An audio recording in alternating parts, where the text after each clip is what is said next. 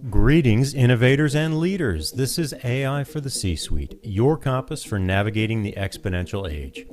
I'm Chad Harvey, and we're here to bring you cutting-edge insights on AI, tailored specifically for middle-market organizations. Buckle up as we embark on a journey through the transformative world of artificial intelligence. My guest today is Eric Marshall, a leader at the intersection of AI and product development who's tackling some fascinating challenges in both the business and accessibility spaces. As the CEO of Level Up Development and creator of Agent 700, Eric has launched and maintained hundreds of applications across diverse sectors, but what really caught my attention is his work on Magic Mode, an AI-powered copilot for powered wheelchairs that operates without the need for complex systems like LiDAR or HD maps. Eric's passion lies in closing the gap between what's possible now and what's possible in the future, and he's doing this through two main ventures. Through Agent 700, he's created a platform that democratizes access to AI by allowing organizations to customize and deploy AI agents for their specific needs. And with Ecotech.ai, he's showing how AI can be used to solve real-world mobility challenges. What makes Eric's perspective particularly valuable is his focus not just on efficiency gains, but on using AI to fundamentally improve how employees deliver value and experience their work. I am excited to dive into his insights on AI agents, the future of work, and how we can create more meaningful workplace experiences through technology. Eric, welcome to AI for the C-Suite. Thanks for having me. All right. After that lengthy buildup, we're going to dive right in, and we're going to talk about AI agents. There's no point in beating around the bush. Everybody in 2025 wants to know about agents and talk about them. But in order for us to have a meaningful conversation, I think we got to talk about what they are, because I can't tell you how many debates I've been in with folks over the definition of agents. So before I poison the well, let me ask you, how do you define agents? Yeah, that's a really interesting one because it could be uber broad or it could be very specific. For instance, an autonomous car could be considered an AI agent, right? So when you really like dial it back and you really think about it, and when people start to define what AI agents are, depending on their use case, the commonality between them is usually they have the ability to respond to dynamic situations and give advice or take an action, essentially, more so than code traditionally did. So there's a new paradigm, which is like programming 2.0, which is like kind of like the building of large language models and, the start of all that. And essentially, in what we do over at Ecotech and with Magic Mode, Ecotech used to be called Impersonate, and it was renamed to Ecotech just because of the word impersonate, having some connotation issues. But the whole point there, and with Ecotech, is that you mirror the world, right? And so large language models kind of do the same sense. They have all this data that they've collected, and they kind of mirror the world. And when you ask questions in it, it pulls it out programmatically, statistically, to give you an answer. But it can be very dynamic, right? Depending on the input, it gives you a very specific output, which you can traditionally do in code. But the difference here is that you don't have to keep editing your code in order for a model to give you a response.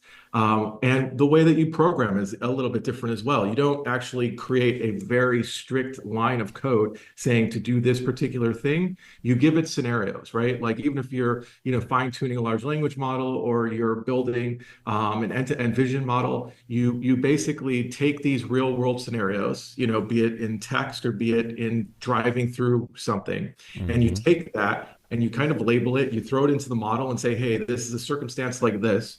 But that circumstance could look like anything that looks like that. So the reason there might be that, kind of bringing all this together, the reason there might be that kind of broadness and all that debate is it really is anything that can autonomously react to a particular decision or decision point or logic point, right? So it really can be anything that generative AI can do on its own. Because, one of the things of like an AI agent is a conversational agent, right? Conversational agent is autonomous, but if you think about it, when you have the user there prompting it saying, hey, I want to do this thing, it's responding. its response being dynamic is what people are considering to be that like like an AI agent, and then it has access to data, so then it can pull from like all of these kind of things of how it should respond to a particular query. But the key thing is there it leaves very little to no human input to respond to particular instances. Mhm. I want to key in on a specific word that you used. You used the word react.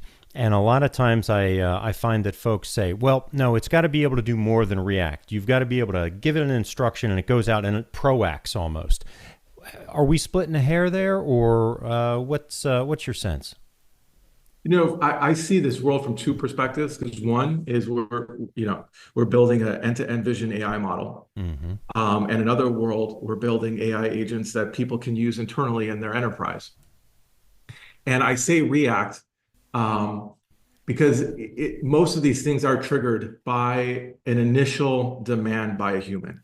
It's not they just do Hmm. it on their own, right? So even if they're making multiple decision points past the original reaction, there is still like this initial like response that a human or command that a human has to give in order for something to go off and do something. Even if Hmm. it's triggered indirectly, it's usually triggered by human demand. Um, and I kind of like to see the world from that vantage point as well, because I like to keep the human in the loop, and I feel like human and AI together is the right path instead of having AI trying to do everything without the human in the loop. But that might be getting ahead of myself as far as like values go. No, I don't know that it is. I see and I hear in conversations more and more the phrase human in the loop. And I think that we're taking a lot of keys from the military in some instances, because they've been talking about having a human in the loop with a lot of their systems for decades, right? Even before we were talking about generative AI. So I think that there's a lot of merit to where you went with that, and that phrase as a whole. So let's also, before we jump ahead, you started talking about some of the vision models that you're working with, and I think most folks' exposure until recently has been with the large language models, and it's been predominantly text based. And now we've got vision language models, and we've got different types of vision models coming online. And as 2025 unfolds, we're going to see an awful lot of this kind of technology. I think a real key example of this is the ChatGPT Advanced Vision model, which was released at the end of 24. And full disclosure, we're recording this episode near the end of 2024, so for 2025 release. But talk a little bit about vision models and what this means, and how this is a little bit different in your experience, and maybe similar in some ways to the language models that we're all very familiar with at this point. Yeah. So at a higher level, I like to view the world from a couple different perspectives. You've got like this 50,000 foot view, you've got like this 25,000 foot view, and you've got like this ground level. If you're an engineer, you're operating at the ground level. For most of us, we're kind of operating in like the 25,000 foot to 50,000 foot, depending on if you're like strategy or execution, right? Mm-hmm. So from like a 25,000 foot view, yeah, the end-to-end vision models work very similar to large language models. Again, from a 25,000 foot view, when you get to the ground level and actually making these things completely different, but to us understanding how to use them for whatever kind of business purpose or whatever kind of life experience, it's probably better to look at them from like a 25,000 foot level. So, like in Ecotech, we're making a product called Magic Mode. Magic Mode is added to existing powered wheelchairs, and it's an AI co-pilot that when you give it a singular command like go forward, it takes on the responsibility of the rest, right? So for a lot of people in powered wheelchairs, they have very limited use of their hands. And there's a lot of fatigue and driving constantly and cognitive load. So what Magic Mode does is as soon as you tell it to go forward, it reacts. And this is where I use that word from before, reacts. It goes forward. Now it's taken over control. And if there's anything in front of it, it will dynamically move around those obstacles. It'll stop for people. And then you give it a command to go left or right.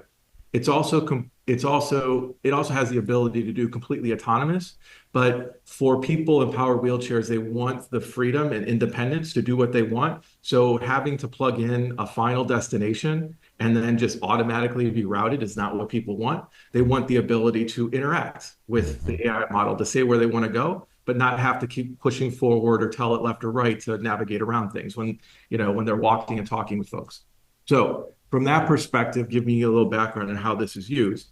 The way the Vision AI model works is it's constantly streaming input, right? So it's running an inference. It's grabbing video data, right? Mhm. So it's looking at the world, and if it sees people in front of it, the way that it's been trained is to say, "Oh, I don't hit people," so it'll stop, right? You don't have to Right. do anything. It sees people. It recognizes those objects as something it should stop for.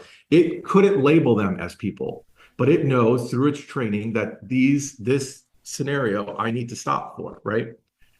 So when the images are going in and drive outputs are going out, it's telling the drives to stop. So it's sending zeros to the drives, right? Mhm. Now, if it sees the ability on a sidewalk to drive around it, it'll say it's to the left. Its output, like a large language model, instead of text, will be drive output. So it'll send drive output to the left and a little drive output to the right to make it steer off to the right and maneuver around the people, which is very similar in ways to large language models because large language models respond to like the content that's sent in. So it receives and then it sends out text. In our instance, it receives in images and it sends out drive controls. So very similar in the sense of making a dynamic decision based on the input coming in. I appreciate you breaking that down because I do think we're going to start to hear a lot more about vision models in 25 and 26. And there seems to be a lot of questions around that. Let's maybe kind of steer right into that question piece there. What are you finding that C-suite executives are coming to you with in terms of challenges and questions that they've got around AI agents? And what are some of those challenges that you think that AI agents can help folks address? One, kind of one of the challenges is, and I think through 2024, it's finally proved out that, these things are going to be around. It's more than hype. You can actually do this. Right. But a lot of them now, it's more about like where to get started Mm-hmm. a lot of times. And they think it's more in the development area or setting it to engineering and engineering prototyping. Mm. A lot of times in the cases that I'm, more familiar with. But what we're telling folks is like, ultimately for the long term, you need to be getting this into the hands of everybody and showing them how to create AI agents of their own. Now, with that said, AI agents do not all have to be autonomous, right? The starting block is creating something that responds the way that you'd like to a particular thing, be it a role or a task, right? Once you get it doing what you want repeatedly, you can start to put those into a workflow and those things will start to become autonomous at some point in time. But in the very beginning, it's teaching people how to properly leverage like the system message to Mm-hmm. create agents that can do the things that they want, right? And that's going to be including the right data in them, things of that nature, selecting the right model for the job, selecting like, hey, how creative do you want this thing to be? Does this thing need to have like scrub PII information, things of that nature? But getting that into select people in your organization and start training them on how to create these things is going to be vital for like the next steps as things evolve. Mm-hmm. Because those are going to become your core people that are probably going to help create these things going forward. Mm-hmm. When I talk to folks in this space, folks that understand how the tech works, folks like yourself that are building the tech, that have a very good handle on this, it can sound deceptively simple. And I'm highlighting this because I think the seductiveness of a lot of the AI models makes them appear deceptively simple or seductively simple, right? And when we look at that in against the backdrop of the low code and the no code movement and a lot of kind of the easier, more accessible ways of interacting with technology, I think folks often have a false impression of how easy it is, easy in air quotes for our audio listeners, to make this stuff work. Do you run up against that very often? And do you think that there is a misconception out there about how easy it is, again, easy in air quotes, to make this technology come to life? Well, it dials back to expectations. Mm-hmm. Because there is easy and then there's not easy. And it depends on what somebody's ultimately trying to do. If Hmm. you're sitting in the C-suite or you're a board member and you're telling your team that you just need to automate things away with Gen AI, and just get started, give it to everybody. Yeah, you're gonna hit a lot of headwind, right? Hmm. Because one, it's gonna start in it's gonna start in your engineering department. And they're going to start building things that need to be deployed to departments, and things are just not going to work right, and it's going to take a lot of time.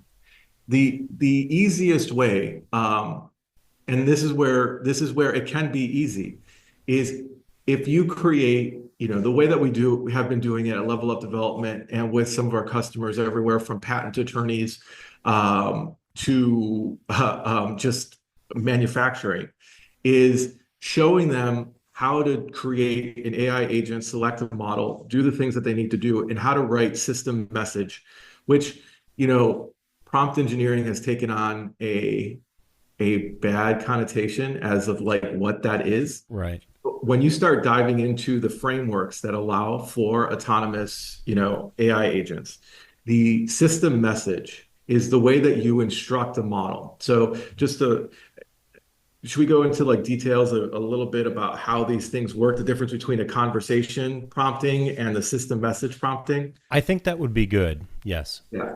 Okay. So when you just generically think, when you're talking to ChatGPT, you're having a conversation. So you're basically just asking it to do particular things. That is what in prompt engineering, a lot of times we call like zero shot prompting. Right. You can, through the conversation, you can give it examples and have it do what you want. But that means that every single conversation is unique, right? Yep. Which is sometimes what you want, right?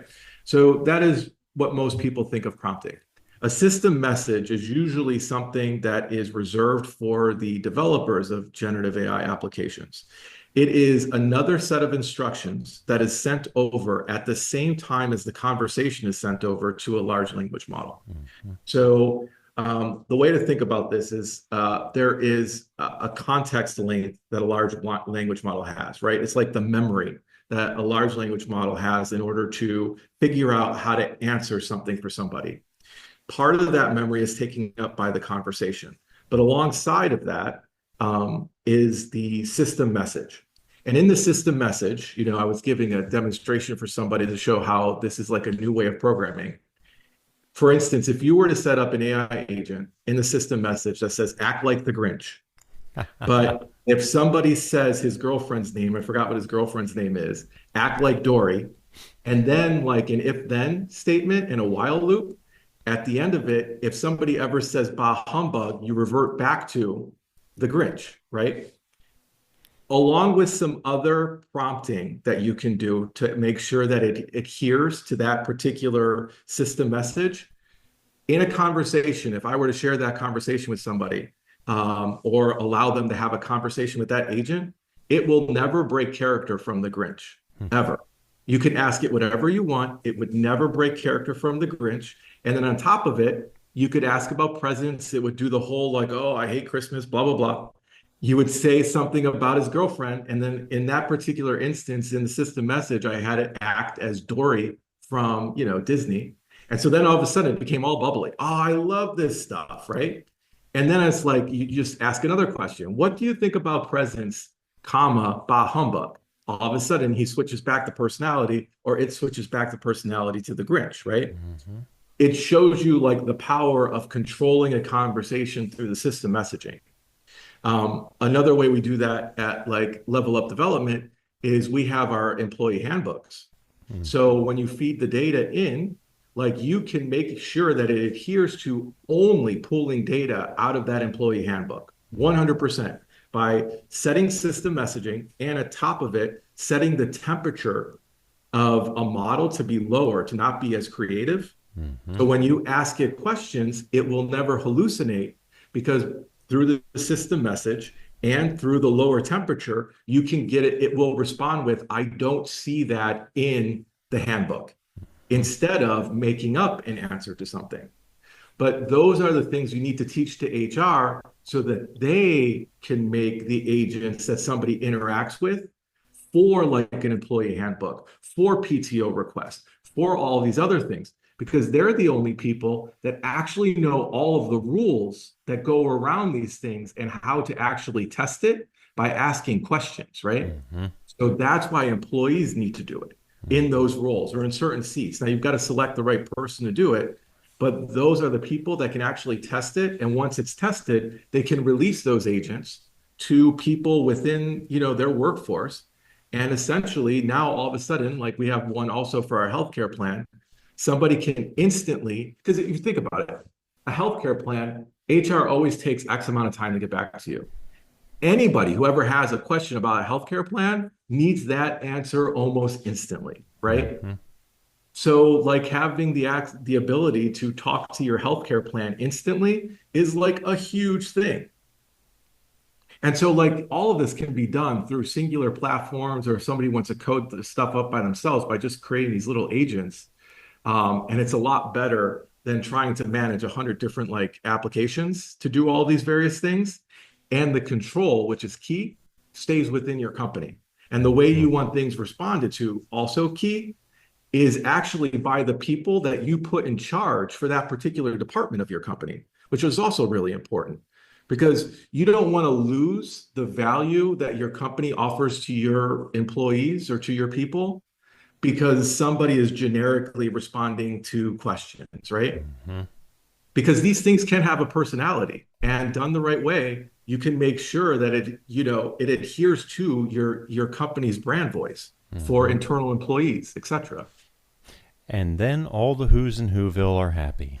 Yeah, yeah. Sorry, I ran on a little bit there. Hopefully, I got to the core of that. No, that was fantastic. And I think you did get to the core of that. And I love the fact that you touched on dialing down the temperature of the different models, because I think that that's something that's misunderstood an awful lot in terms of what that means. And like more specifically, let me make that real. A lot of times when we're talking about, quote, hallucinations, and I really don't like that term, but it's generally understood what that is. So, we throw it around. But when we're talking about hallucinations and things like that, what I often say to people is that's just the model doing what it was designed to do, right? It was designed to be predictive. It was designed to be generative. It was designed, in many instances, to engage in a level of creativity. So when you talk about dialing down the temperature to make sure that we're not going off the rails and having hallucinations or more creative output, I think that was a point well made. The other thing that I think is really important about what you surfaced was right at the very end, you started talking about brand voice. And this is something I talk with organizations an awful lot about. And I'm getting fewer blank stares now than I was a year and a half or 2 years ago in terms of what's your brand voice, what's your tone. I'm very interested, though, and I haven't asked this question of anyone, it hadn't occurred to me until now, Eric, is what are you finding with companies out there in terms of the voice that they want for some of these agents? Do they know what they want? Do they know what their brand voice is and how they may have an agent that reflects that or even has its own kind of peculiar quirk or twist on what that voice is? It's interesting. Everybody knows it, but they don't know it, if that makes sense. Yeah. Because if you think about it, when you hire employees, right, or you hire your people, you hire the people you want to interact with your people or your customers in a particular way. Right. And you don't think about defining it, but most people know what they're looking for and know how they like to interact, the values of the company. Mm-hmm. You usually get into brand voice when you're dealing with marketing because you want to make sure that the content you're putting out matches that internal voice, right? Right. But we really need to be thinking about that from another perspective now. Large language models are going to be your internal voice, your customer voice. And you need them to also now start generating content the way that somebody would speak your content, right? So it's really important that people understand how it is you like to interact internally and externally with different people. Yep. No, I love that. And I think the quintessential old school example of this that came up all the time is a company's got a website and they have job postings on there. And it's a very static, very boring type of job posting that is not really designed to engage prospective employees, to reflect the voice of the company, because they are not looking at it, to use your words, through a marketing lens. And I think the same is true. You've got to look at some of the internal conversations that some of these agents are going to be having through that marketing lens, through that brand voice lens, to make sure that it's authentic. And I think that the larger the organizations become, the more important this becomes, because they're dealing with a large number of folks. And I don't think it's far stretched to say that in the very near future, an awful lot of your employees, their experiences and the positive or negative interactions that they have with your company are going to be driven in large part by how well they converse with these agents and what that experience looks like. Yeah, 100%. 100%. Yep. So this is great, because we started to unpack, I think, some of the pros and some of the cons and some of the perceptions about agents. What are some other common misconceptions about AI agents as we know them to exist? Because I think if we hit the fast forward button, things are going to look a lot different in 3 or 4 years than they do today. But what are some common misconceptions perhaps about agents that you'd like to clarify? Yeah, somebody shouldn't think about them as automating everything away. Mm-hmm. They should think about them as assistants. And the one thing that I started realizing as, in 2024, as I use this technology more and more, is that I see the workplace changing in the sense that people are going to spend more time with human interaction, depending on your role, right? Mm-hmm. If you're an engineer making some of this stuff, you're still going to be heads down. You might be talking to AI agents to work through some thoughts or different ways of problem solving. But when you're more in business and in that type of realm, most of your value that you deliver for an organization is probably going to come through human interaction, right? Mm-hmm. Getting the word out about a business, talking to existing clients, whatever those things may be, right? A lot of times those things are avoided because of all the heads down type of work that needs to be done to get figured out, blah, blah, blah. But I really do think that going forward, a lot of things that can be done by just asking agents to do something for you. But the whole goal is that you ultimately, the human in the loop, you will do the work with the agent. You will get a draft started while you're driving in a car, talking to it about something you want to write, having it read your email, saying, hey, I want you to respond to this, do it this way. You're going to read this stuff, maybe do it later. But the core thing is there in AI agents is not to think of them as this, hey, it's got to automate everything away. It's got to just run on its own. It's going to do the work of this particular role.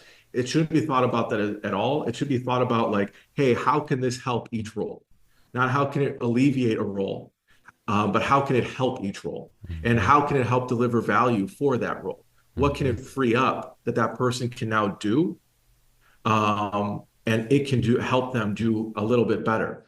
Another thing to think about them is, a lot of times, this is something we preach internally. There's a lot of questions everybody always has where they ask somebody else that question just because they're not sure of the way they proceed. A lot of times you can ask an AI agent to help you get that list, to get a better starting point before talking to somebody. For us in delivering a project, sometimes there's always that question of hey, are we done? Done, what done is. Right. And sometimes it's, you've got your Jira, you've got all of your stuff, but then there's always these checklists you can go to, right? That nobody ever reads. Right. Using agents to be a collaborative development partner that you can go back and forth with for a Scrum Master. Are we done? Have you done this? Have you done this? Have you done this? That you can say, yes, yes. Oh, no. How can you help me here? Mm-hmm. It's way better to then have that, to then go to an architect or a developer to be hey, did we do that particular thing yet? Instead of trying to brainstorm where you are with them, it becomes much more productive kind of conversation you can have with people, because you can really make them experts in different realms of things, if you will. Oh, absolutely.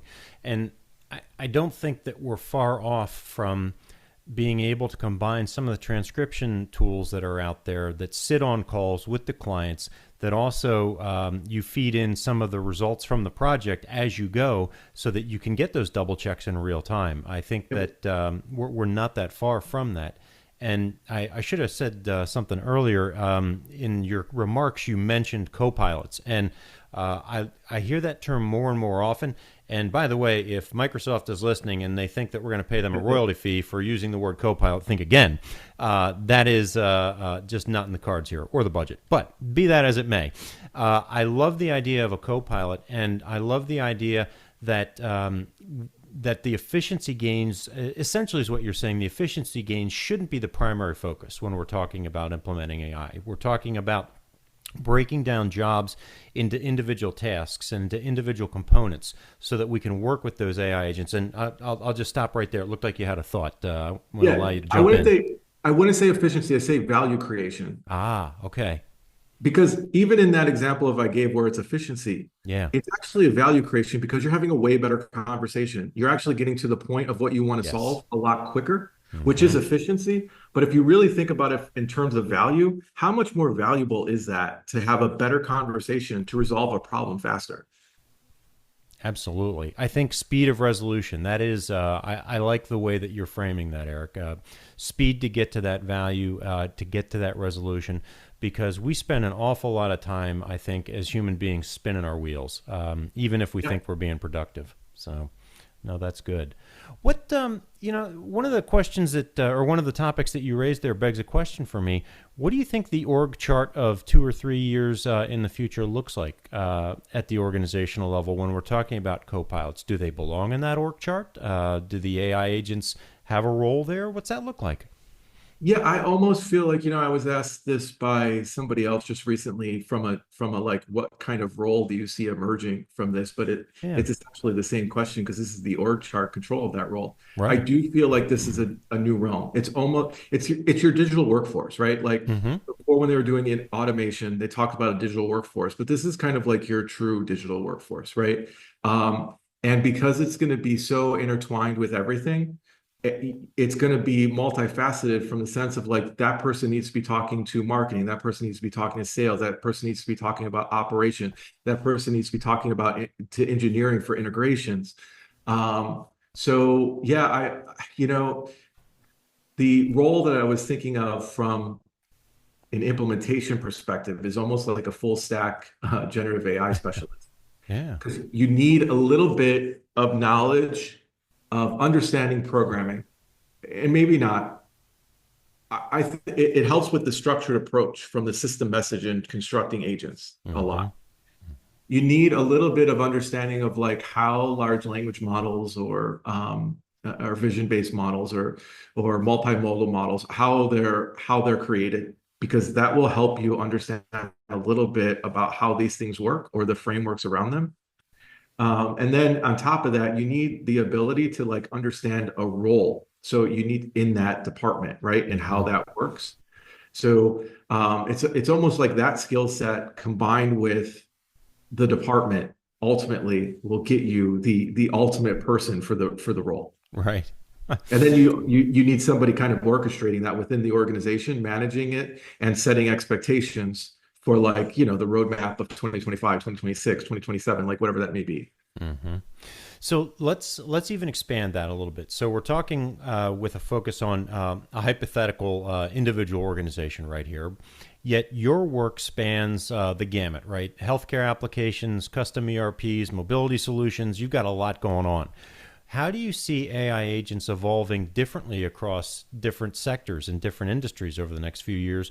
Or is that not the right question and we should be talking about something different? No, that's a great question. We've got our 2025 roadmap for level up development, which I can freely talk about. Well, in all the projects we deliver, we do a great job, but everybody always wants to see more get done within their budget. There's always more to do, right? Right. So we do something called software development as a service. So we provide a whole team to companies to do development work. So we're usually tackling a lot of maintenance and new feature requests within the team. And Hmm. there's always, just a ton of work there. So anybody that's ever done software development, they just know that the backlog always grows because, if a product's doing well, features always get added. Right. Um, we were talking about like how do we, our goal is how do we automate like 25% of new code generation Mm. um, like internally. And Wow. so we were brainstorming of how to use AI agents to do that. And when you start thinking about it, you can do some really creative things because you start thinking about like, well, if your app is in an app store, if your app is in the Chrome store, if your app is wherever publicly, people who are interacting with your app, they're kind of giving you bug reports or like bug issues in those statements, like the post or reviews that are people giving. Right. So one of them is like an AI agent can go out and scrape those, grab them, Mm. right? Another AI agent can look through those and see if there are issues and mark them up and ultimately insert them into Jira for tracking ability. And then another AI agent could be the coder that can basically work on that, create a code. If you automate, which most people do through DevOps, most of your DevOps to get it into UAT, you submit your code for development. You can even have like a code review done by an AI agent, check things, reject it, allow it, send it through the pipeline. You've got your automated tests that are running now, the tests that you've created. It goes to UAT, which now is in production, so you don't have to worry about it. And then you can have a human like test those things, right? And you Right. can take off some easy maintenance requests off of your product backlog, right? That you can get automated. So that is, something we're looking to do through Agent 700 in 2025 of automating a lot of smaller bug tasks and seeing how Interesting. well that goes. Very cool. I heard a figure recently that I can't really verify, or I should say this. I haven't gone and verified it, but I heard a figure thrown around that about $13 billion was spent in 2024 just in the U.S. alone at the enterprise level on bespoke custom LLMs and different systems. And my suspicion is that as we get into 2025, we're going to see those systems deployed. People are going to start talking, and the middle market is finally going to wake up. And it started to wake up, I think, here midway through 2024 to the realities of the situation. But you and I both know, because we work in the middle market, we work with these types of companies, they don't have the resources of the true enterprise level players. So here's my point. We're going to see a lot more talk and conversation trickle out about practical use cases of large language models within organizations and also AI agents. And I think that the demand is going to go through the roof as we head into 2025. So, what are some of the myths that you want to dispel for C-suite leaders as they're considering these different investments and these different applications? And what do you think, and this is kind of based on your experience to date from what you're hearing, what do you think the gulf is going to be between reality and perception with middle market companies? Because I think a lot of times we look at what the enterprise level folks are doing and we're like, oh yeah, okay, well we can do that too, and we're nimble and we're fast and we can do it cheaper, better, faster. So what do you think the demand's going to look like, and what do you think that that gulf between practicality and possibility is going to look like? If you Ooh, could look at your crystal ball. yeah. So one thing I would say is that one of the huge divides that I don't think is needed as much, and now Yeah. this is, this is my personal experience, and we'll see how things evolve. Mm-hmm. But if you let, okay, so going back to the explanation of how large language models work with the system message and the context window. I'm not sure if your listeners are familiar, but the way to get data into a large language model when it's too big to fit into a context window is a vector database, Yep. right? Um, And our listeners probably are not that familiar with that. So okay. maybe even explain just real quick what a vector database is. I try to unpack jargon when we come across it because not everybody's a CTO or CIO or an Yeah, EIEO. okay. So a vector database is different than a traditional SQL database. Like a SQL database, everything is kind of stored the way that you structure it, Mm-hmm. right? A vector database is like a search database.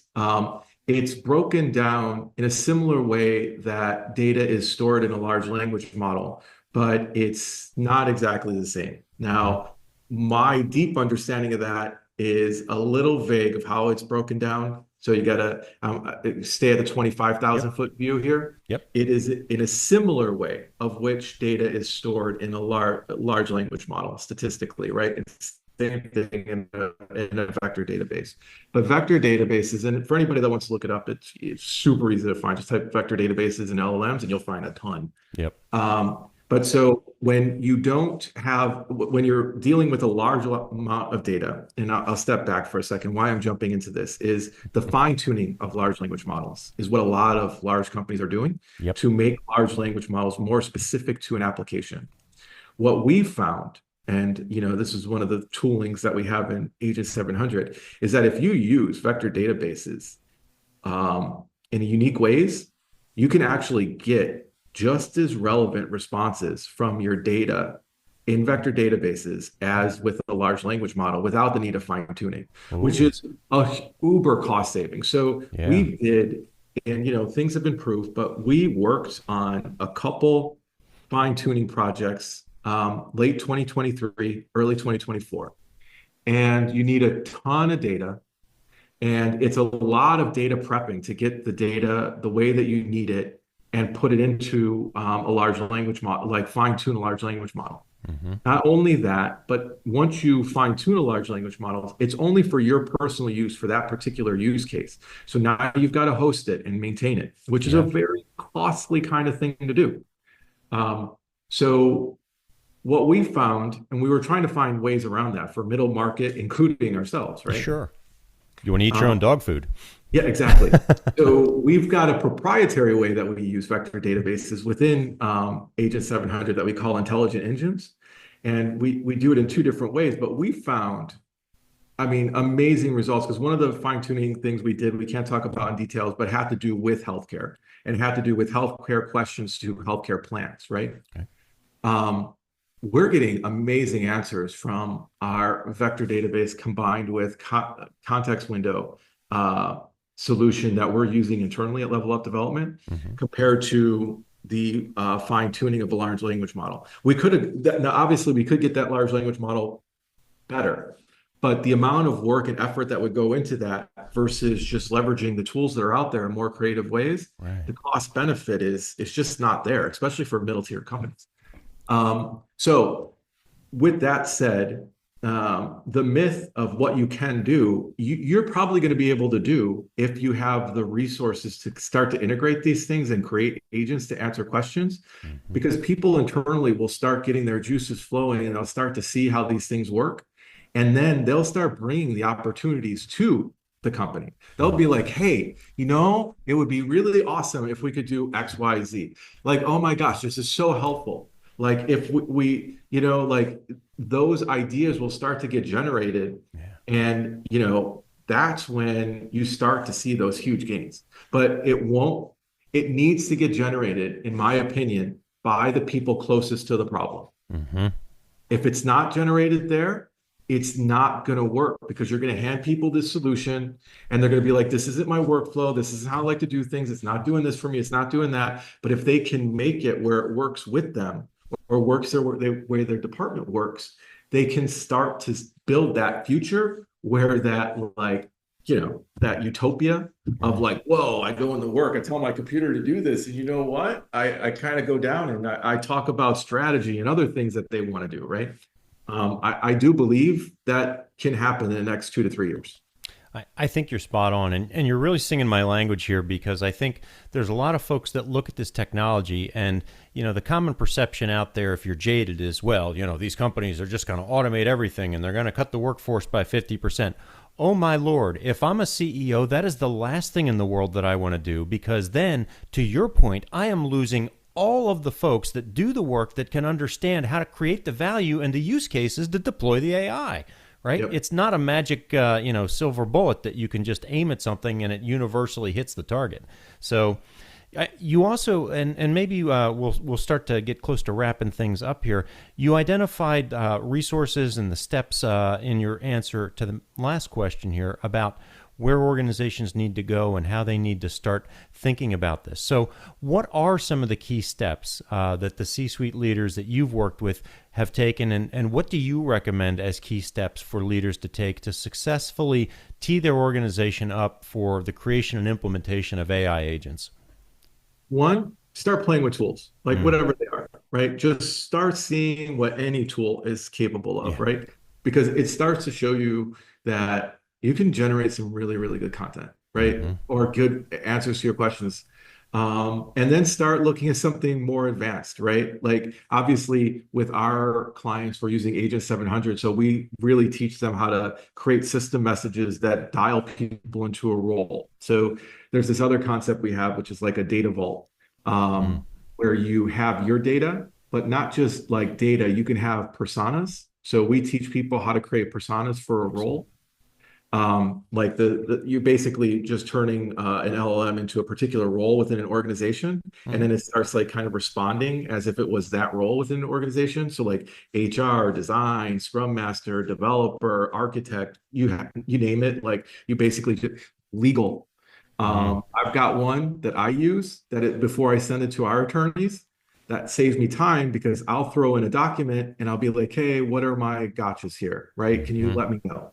And it understands like, our NDAs, our master terms, documentation. So it does the comparison for me and it'll point out whatever, is there. I'll see it and I'll be like, okay, these are normal things, give it to the attorney. But if things aren't there, like I can then send it back, saving time and money, like Right. dealing with our attorneys. But really, like in the C-suite, there's a lot of things that you can use these things for that will help you in your daily role. So just brainstorming, even if you're using ChatGPT, right? Sign up for the Plus or whatever it's called now. Right. Use the advanced voice. The next time you're driving, Yep.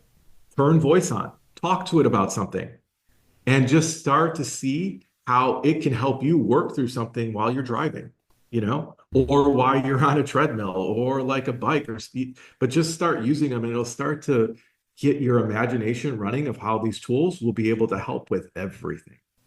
I think that is really solid advice. And if I was going to push you to give any other advice for kind of next level up CEOs, so we've started playing with this. I use advanced voice in the car. Our people are engaged in a couple different exploratory processes. What's the next step for them if I'm an exec looking to leverage Yeah. AI in my organization?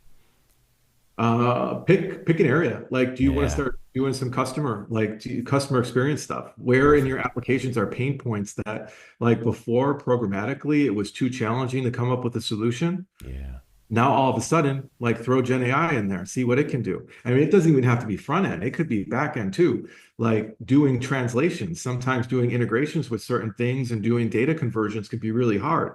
hmm, But leveraging large language models to help you with a data conversion actually helps a lot in some cases, right? If you have the proper schema, you set right. things up accordingly, but pick a problem spot that you've not been able to address, either resource related or technological challenges, and throw Gen AI at it and see what it can do. Hmm. I love it. That is a great recommendation. So as we round things out here today, I want to say, number one, thank you so much for sharing your insights with us. This was fascinating, and one of the great joys of hosting this podcast is I get to speak with folks that are smarter than I am, that are doing really cool stuff. And I appreciate you taking the time today to share really cool stuff and also your experience and your insights. So this was fantastic. Thank you very much, Eric. Yeah, you're welcome. So, our listeners out there that want to learn more about your work or get in touch with you or your company, what's the best way for them to do that? No, just look me up on LinkedIn, probably the easiest way. I've got everything in my profile of everything I'm working on. So if there's anything in particular, you can just link it right off my LinkedIn profile. Okay. We're definitely going to do that when we post. For folks that are just listening to us, is it Eric with a K, Eric with a C, Marshall with two L's? How do we find you? Yeah, Eric, ERIC, and Marshall with two L's. Um, yeah, and then if you look up Magic Mode, Level Up Development, or Agent 700, you'll come across me. Very good. And maybe we can have a further conversation later in 25 because I'd love to learn. We didn't have a chance to really dig into some of the other work that you're doing right now. And maybe for our video viewers, next time we can get some cool video of the mobility solutions that you're working on too. How about that? Yes, and you might be able to find a lot more about us. We'll be at CES this year, Oh, the very Consumer good. Electronics Show, showing off Magic Mode. So there'll be some headlines about that. So definitely look us up that way. Very cool. All right. So for our listeners that are traveling to CES in that's mid-January of 25, right? January 7th through 11th. 7th through 11th. All right. Do you have a booth number yet? I do. I don't know it off the top of my head. We are going with the Indiana Economic Development Company, and they're promoting us as one of the like leading tech startups of Very Indiana. cool. Yeah. Yeah, Congratulations. That's quite exciting. yeah. All right. Well, make sure that you stop by Eric's booth at CES 2025, everybody. So, for our listeners, thank you again, Eric, and thank you everyone for tuning into AI for the C-Suite, where we're committed to helping middle market leaders thrive in the exponential age. If you found value in today's discussion, be sure to subscribe to our podcast, follow us on all the socials, and visit our site, aiforthec-suite.com. Join us next time as we continue to unlock the potential of AI for your organization. And until then, keep your algorithms running, your leadership evolving, and your AI in check. Thanks, everybody.